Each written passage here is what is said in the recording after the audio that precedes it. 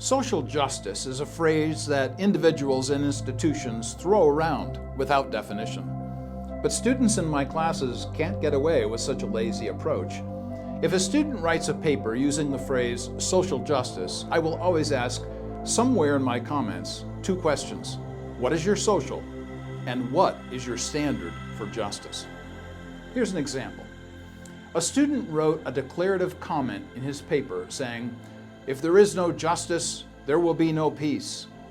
He meant that if there was no justice for his social group, his group would not allow anyone to live in peace. It's a nice sentiment, certainly sincere. But do you see the problem? He did not define any of his terms. So I asked him, if your social group can demand justice, can the group that opposes your group demand justice too? He wasn't sure how to answer, so I continued, upon what basis will you demand justice? Where does that justice come from? And what standard gives you the authority to say something is unjust? It was obvious the student had not considered the questions. So I began at the end of his concern, saying, you think everyone wants peace from what you said. Is that right? He shook his head up and down.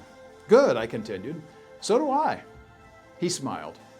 So I said, let's see if we can find how we get to peace by exploring the answer to those questions.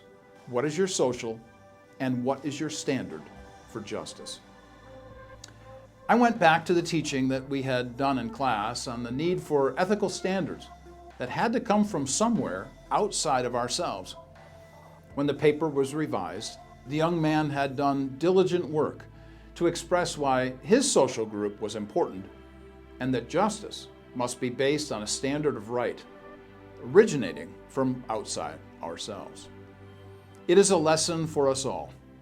Be careful to define our terms.